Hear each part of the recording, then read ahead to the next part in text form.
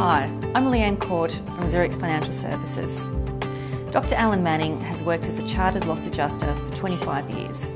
And during his many visits to businesses who've suffered a loss, such as a fire or storm damage, he's become aware that many business owners don't know what it means to be properly insured, and that in the event of an incident, a large number of these businesses are unable to rebuild and forced to close their doors for good. Although they have insurance, the sum insured is often insufficient to cover the costs of rebuilding the business, or they simply didn't have a business interruption policy at all. Shortly, I'll be talking to Dr. Allan Manning about Underinsurance. But first, let's take a look at the following TV news footage, which shows that we should all be aware it can happen to anyone. Meantime, 20 Gold Coast workers are facing an uncertain future after two large factories were gutted by fire. It's believed chemicals started the blaze at Gatla. The damage bill is more than $2 million.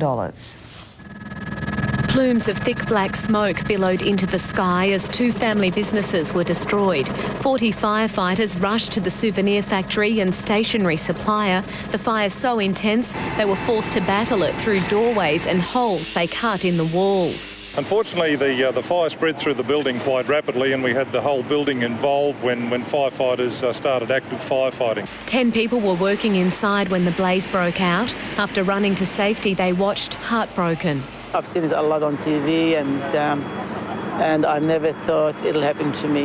And here I am watching my factory goes to pieces. We've just witnessed the video of this fire, this graphic fire that occurred more than 18 months ago at this very site. You've probably seen it yourself in your own neighbourhood where there's been a business go up in smoke, and many, many months later it's still standing there unoccupied. Why is it so? We've got full insurance in this country. We should be able to rebuild quickly and get on with our lives. This little video clip is going to discuss the reasons why so many businesses don't survive. Allan, that's a very sad story. Now, I gather you can't actually tell us about the particulars of that incident, but can you give us a general idea of how businesses fare after a large loss like the one we've just seen? My research shows that about 50% of businesses fail, which is really quite sad, as you say, when people have spent their whole life building up that business, invested in it so heavily, so passionately, and then it all go up in smoke. So is it only fires? No, it's not just fires. Storms are another big factor, but it can be impact, aircraft, earthquake. We have all sorts of things happening in Australia. So how and why is it that so many businesses don't survive? The major issue is, in a nutshell, underinsurance. People just don't invest enough in their protecting their business to make sure that they've got the right cover with the right insurance policy. It amazes me that people go out and buy a lottery ticket every Saturday thinking they'll make it big. They don't take the time to make sure that they're going to protect their business, thinking it'll never happen to them. Statistically, there's a much greater chance of their business having a fire tonight than them winning the lotto. When you think how hard people have worked to build up their business, you'd think they take a little bit more time to protect it correctly. So the first point to take away from this video is that there is a real need for insurance because it can happen to them. That's right, Leanne. It's not just any insurance though. You get what you pay for, and you need to have a quality product that's going to really protect the business. I suppose that many people think that insurance is like a generic product that's all the same. That's right, but it's not like soap. Insurance is not taught in school, and there is major differences between the products.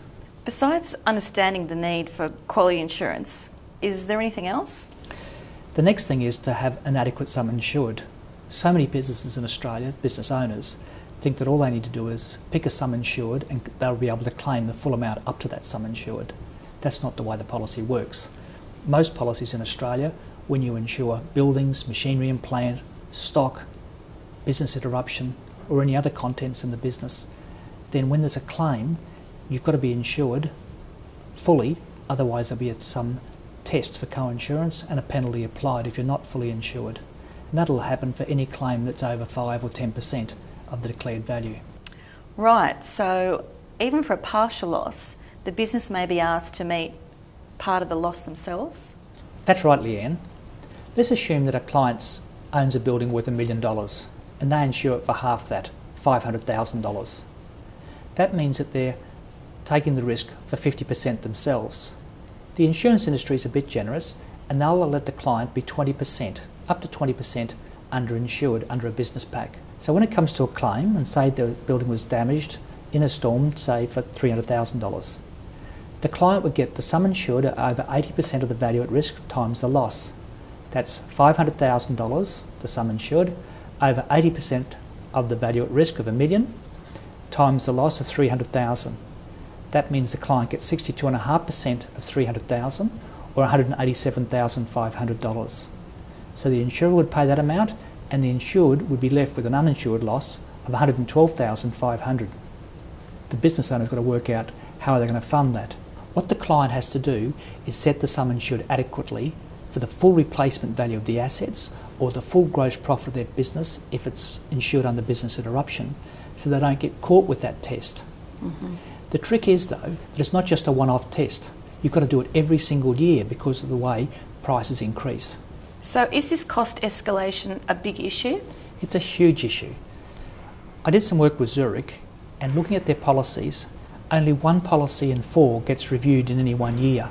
Over a 3-year cycle, less than 50% of the sums insured are increased. Now let's have a look at those costs over the last 3 years. The construction costs of buildings have gone up over 20% in most states. In states like Queensland and Western Australia, where there's been a mining boom, it's well over that, it's more than 30%. The reason for that is that steel, a major component in modern building construction, has gone up 30% in the last 12 months alone. Concrete's gone up $8 a cubic metre. Plastic products have gone up in line with petroleum products. On top of that, you've got freight costs increasing and the increasing costs of labour.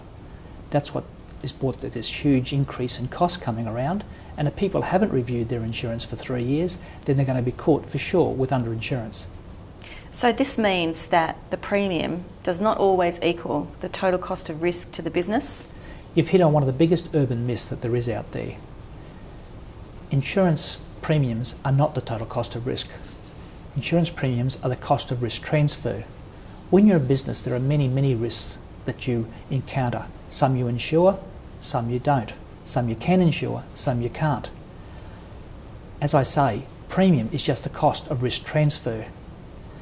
The total cost of risk is claims that are not paid because of a deductible, claims that are not paid because you don't have the cover in place, claims that are not paid because of underinsurance. You can go further than that. It's the cost of risk management inside the business, and it can go right through to loss of brand reputation. These things are the total cost of risk. So it is a false economy buying insurance on price? It certainly is. For a business, paying the premium is something they can budget for, and it's also a tax deduction. When they don't insure something and something happens, that's a risk that they alone bear. And Murphy's Law is alive and well, and certainly something will happen when they least expect it. Protecting the physical assets of the business is one thing. The other is protecting the bottom line. Now, I understand that only around 40% of the fire policies with Zurich have attaching business interruption insurance. While that statistic's very low, Zurich's proportion of policies is in fact higher than the industry average. That's because at Zurich, you only deal with intermediaries. How many do have business interruption insurance? Zurich carried out some really good research in this area, and they found that 23% of SME business operators had never heard of it. Another 43% have heard of it, but thought it wasn't necessary for their business.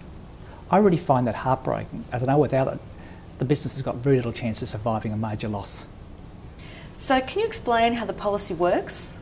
Business interruption insurance continues to pay the expenses of the business that continue after the event. The big ones here are the wages of the owners and the employees, and just as important, the ongoing financing costs. It also meets the cost of new expenses not normally paid, which are required to allow the business to recover. These are things such as relocation, extra rent, air freighting of new stock or equipment, overtime, and a whole raft of similar expenses.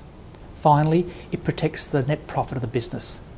This means that the lifestyle of the owners, management, and employees are all protected. But to obtain the benefit of this policy, the indemnity period, or the period the policy will protect the business, must be long enough. However, it's not all doom and gloom. While the man in the video clip didn't owned the building and never thought it would happen to him. He did have the good business sense to engage a good insurance broker, and working together, he had adequate property and business interruption insurance. And as a direct result of that, his business survived. Well, thank you, Allan, for your valuable insights. And let's hope that today has helped business owners avoid the pitfalls of underinsurance. It'd be really great if we did. Thank you very much. We've only touched on a few of the major points about underinsurance today, and I'll just quickly wrap them up for you. So, clients need to understand that insurance should not be seen purely as a cost, but a protection for their business, and that business risks are very real. They should understand the significance of adequate sums insured and the consequences of being underinsured, that it is vital to review sums insured on an annual basis, and that business interruption insurance is likely to save their business in the event of a major loss. Thanks for your time.